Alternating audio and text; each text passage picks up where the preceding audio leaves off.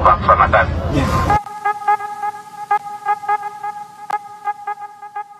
Halo CSS-ku, bertemu lagi dengan manusia pada studi Easy Film. Untuk kawan-kawan mahasiswa dan masyarakat Indonesia, terima kasih telah memperjuangkan negeri ini dari cengkeraman oligarki, oke? Baiklah, berikut ini gue akan meringkas perjalanan band rock bernama Kotak. Meski band tersebut berdiri dalam ajang kompetisi, namun mereka menjadi band yang memiliki pengaruh besar di Indonesia. Oke CSS-ku, sebelum kita mulai seperti biasa, kita intro dulu guys. Dimanakah kita mencari manusia, membotakkan mata, mengosongkan jiwa, saya kesunyian, tak lagi kau dengar. Inilah saatnya engkau melihatnya. Ikutlah bersamaku, berjalan bersamaku, dengan apa yang membara, dengan asap bermakna. Marilah harapan jadi kenyataan, marilah harapan jadi kenyataan. We're gonna revolt, we're gonna the throne. We're gonna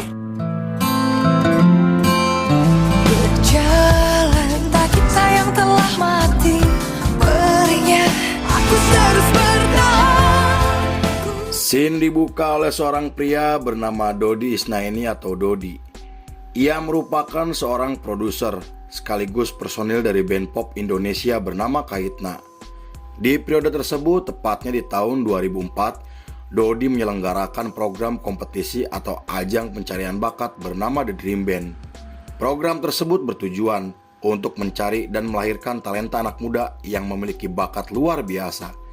Tak disangka, The Dream Band berhasil menarik ribuan musisi anak muda yang ingin mencoba peruntungannya di industri musik Indonesia. Meski tergolong berat, namun para kontestan terlihat sangat bersemangat demi meraih mimpinya. Menurut media nasional, acara tersebut telah diikuti oleh 400 vokalis, 200 basis, ratusan gitaris, dan drummer yang datang dari berbagai daerah. The Dream Band sendiri merupakan acara realita yang ditayangkan oleh TV7 atau yang saat ini kita kenal menjadi Trans 7.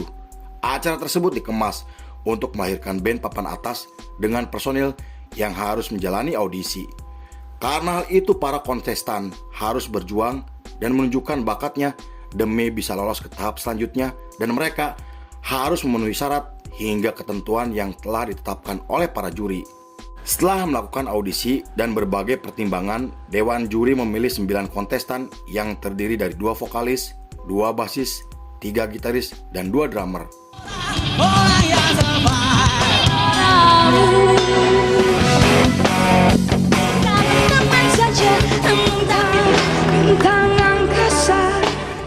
Beberapa hari setelah pengumuman, Dodi kemudian menyatukan 9 musisi yang lolos dari audisi hingga melahirkan 2 band bernama Lima dan Kotak. Nama Kotak sendiri dipilih karena memiliki arti dan filosofi yang sangat mendalam, di mana bangunan kotak mempunyai 4 sisi dan 4 sudut yang saling menyatu. Hal itu mereka pilih untuk menggambarkan 4 orang yang memiliki perbedaan namun bisa menyatu karena mempunyai mimpi dan tujuan yang sama. Setelah resmi terbentuk, Kotak akhirnya menggelar pertunjukan pertamanya dengan formasi Julia Angelina Lepar atau Pare pada vokal, Mario Marcella atau Sela pada gitar, Princess Amanda atau Ices pada bass, dan Posan Tobing pada drum. Dengan formasi tersebut, mereka merilis lagu pertamanya berjudul sendiri yang membuat nama Kotak mulai dikenal oleh banyak orang. Selain itu, lagu tersebut juga muncul dalam album kompilasi yang diproduksi oleh salah satu label besar di Indonesia.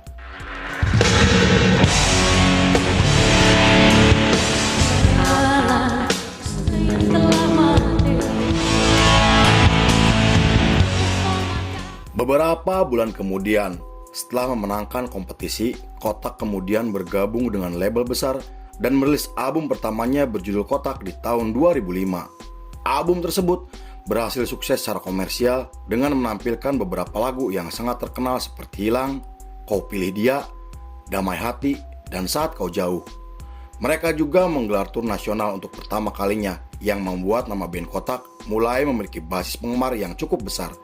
Di periode tersebut, band Kotak digambarkan sebagai band yang unik karena memiliki 2 personil wanita yang saat itu masih jarang ditemukan di band lainnya. Selain itu, wajah cantik dari Pare dan Ices membuat mereka mulai diidolakan oleh para remaja di Indonesia. Pada akhir tahun 2006, Pare mengumumkan jika ia mengundurkan diri dari band dengan alasan yang tidak dijelaskan. Pengumuman tersebut menggemparkan industri musik Indonesia yang membuat para penggemarnya bernama Kerabat Kotak merasa sangat kecewa. Selain itu, para jurnalis juga sampai menyayangkan keputusan tersebut yang dianggap terlalu cepat mengambil keputusan. Hal itu bukan tanpa alasan karena Kotak telah dianggap sebagai salah satu band populer yang sedang berada di puncak ketenarannya.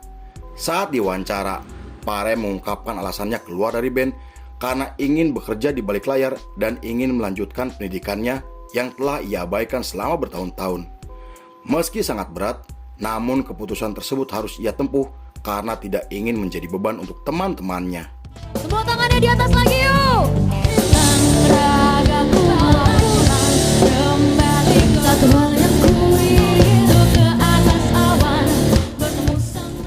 Pada tahun 2007, band Kotak merekrut seorang vokalis bernama Tantri Salindri Icalasari atau Tantri. Ia merupakan mantan vokalis dari band Ares sekaligus finalis dari kompetisi The Dream Band di tahun 2005. Lalu setelah resmi diangkat sebagai vokalis, mereka mulai menggelar tur ke beberapa kota hingga mengerjakan materi baru untuk album keduanya. Menurut seorang jurnalis, bergabungnya Tantri ke dalam formasi membuat band Kotak mulai menemukan jati dirinya sebagai band yang sangat berkualitas. Walaupun sempat diragukan, namun Tantri mampu membuktikan jika dirinya layak untuk menggantikan Pare sebagai vokalis. Karena hal itu, Kotak menjadi semakin dicintai oleh para penggemarnya yang telah tersebar di seluruh Indonesia. Di sisi lain, Ices sang basis mulai sibuk dengan urusannya setelah bertemu dengan pentolan Dewa 19 yaitu Ahmad Dhani. Saat itu Ices sampai diminta untuk bergabung dengan band proyek bernama The Rock yang kemudian berganti nama menjadi Triad. Karena hal itu, Ices akhirnya keluar dari band Kotak demi bergabung dengan band The Rock yang dibentuk oleh Ahmad Dhani.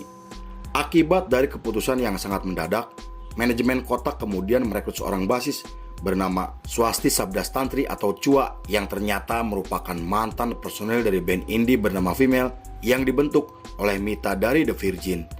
Selain itu, Cua juga dikenal di komunitas musik indie karena permainan bassnya yang sangat mengagumkan.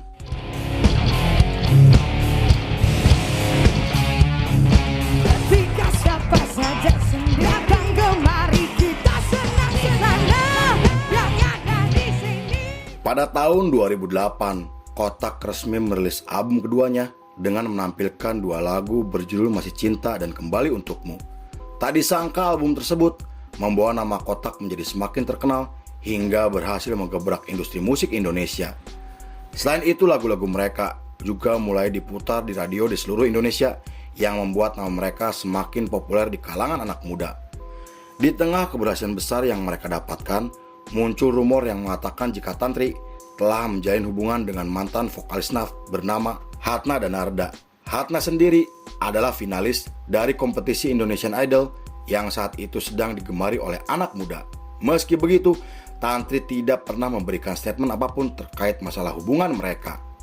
Pada tahun 2009, Tantri berhasil membawa Kotak memenangkan 2 penghargaan sekaligus di acara Anugerah Musik Indonesia. Tak hanya itu, mereka juga masuk ke dalam nominasi sebagai band pendatang baru terbaik hingga album kedua mereka mendapatkan penghargaan sebagai album rock terbaik. Berkat kesuksesan besar yang telah mereka dapatkan, Kotak kemudian dijadwalkan akan tampil di kedutaan Amerika untuk menyambut kedatangan Presiden Barack Obama ke Indonesia.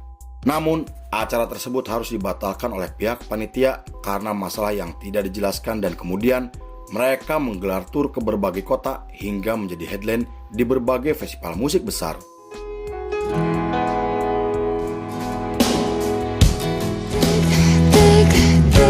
Jadi mauku.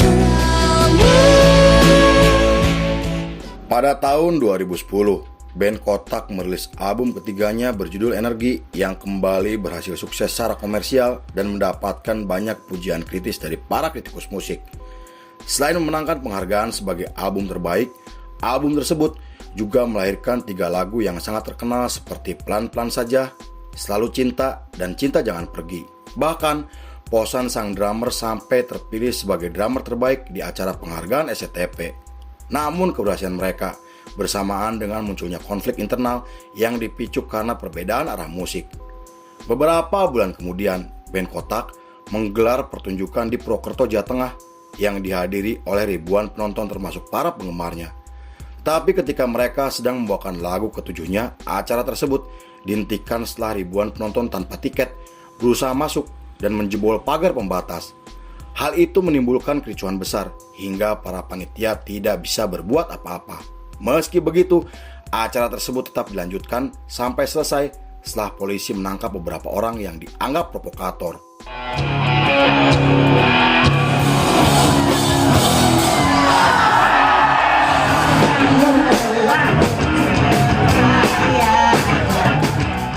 Pada tahun 2011, mereka merilis ulang album ketiganya dengan menambahkan 4 lagu baru. Salah satu lagu mereka berjudul Tendangan dari Langit kemudian muncul sebagai soundtrack film remaja yang sangat terkenal. Namun pada 8 Maret masih di tahun yang sama, Posan sang drummer memutuskan keluar dari band setelah bersama selama 7 tahun. Keputusan tersebut kembali menggemparkan industri musik Indonesia karena Posan dikenal sebagai pemimpin band dan posisinya sebagai drummer kemudian digantikan oleh beberapa personil sementara seperti Sinyo Drumboy, Sefri Heyo, dan Thomas Ramdan. Pada tahun 2012, Kotak merilis album kompilasi berjudul Terbaik. Selain menampilkan 4 lagu baru, album tersebut juga dijual secara eksklusif karena hanya tersedia di gerai KFC di seluruh Indonesia. Di tahun berikutnya, tepatnya di tahun 2013, Kotak menggelar pertunjukan di lapangan Gresik, Jawa Timur yang dihadiri oleh ribuan penonton. Awalnya acara tersebut berjalan lancar, namun setelah adanya provokasi, acara tersebut mulai tidak terkendali hingga menimbulkan kerusuhan yang lebih besar. Meski begitu, acara tersebut tetap dilanjutkan setelah para polisi turun tangan dengan menurunkan para personil. Cinta jangan pernah coba lari. Aku tahu, ku tak habis pikir. Pada tahun 2014, mereka merilis album keempatnya dengan menampilkan satu lagu yang menerima banyak ulasan positif dari para kritikus musik. Lalu untuk mempromosikan album terbarunya, mereka menggelar pertunjukan ke seluruh Indonesia yang disambut baik oleh para penggemarnya. Setelah menggelar tur yang cukup melelahkan, Tantri mengumumkan jika ia akan menikah dengan Hatna Danarda setelah menjalin hubungan selama bertahun-tahun. Kabar tersebut mendapatkan dukungan dari teman-temannya hingga menjadi berita besar yang diliput oleh media nasional. Pada tahun 2016, Tantri memutuskan vakum sementara karena ingin fokus dengan kehamilannya dan ingin menghabiskan banyak waktu bersama keluarganya. Karena hal itu, posisi Tantri digantikan sementara oleh Kikan, mantan personil dari band Coklat. Saat itu mereka juga mengganti namanya menjadi Kikan X Coklat dan merilis lagu pertamanya yang kembali berhasil sukses secara komersial. Pada tahun 2018, Tantri kembali ke dalam formasi dengan penampilan baru menggunakan hijab. Mereka kemudian menggelar pertunjukan di acara Karnaval SCTP dan merilis lagu baru berjudul Beranikan Dirimu. Satu hal yang ku ingin ke atas awan, ku raih bintang dan Pada tahun 2020, Tantri mengumumkan jika Kotak akan segera merilis album ke-6-nya berjudul Identitas. Album tersebut menampilkan satu lagu berjudul Hoak yang bekerja sama dengan Kompas Media untuk melawan berita palsu yang tersebar di media sosial. 3 tahun kemudian, tepatnya di tahun 2023, Kotak terlibat konflik dengan Posan Tobing, mantan drummernya terkait masalah royalti. Selain melayangkan somasi terbuka kepada Kotak, Posan juga mengunggah video lama yang menampilkan debat panas antara Tantri dan Ahmad Dhani. Mengetahui hal tersebut, kuasa hukum Kotak kemudian menegaskan jika Posan tidak memiliki hak apapun untuk lagu Kotak yang diciptakan bersama. Meski begitu, Kotak tetap akan membayar royalti kepada Posan dan Pare agar masalah tersebut bisa selesai. Lalu film pun selesai.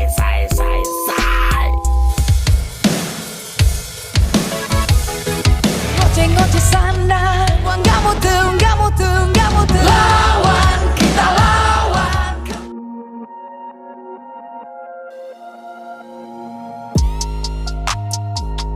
Musik adalah tempat berlindung dan saya bisa merangkak ke dalam ruang nada-nada. By Tukang Cuangki. Oke CSCS-ku, terima kasih sudah menyaksikan ringkasan ini nggak selesai. Saya beserta jajaran Beranda Malam kembali pamit undur diri, sampai jumpa di episode berikutnya. Bye bye, hampura bye lo CSku.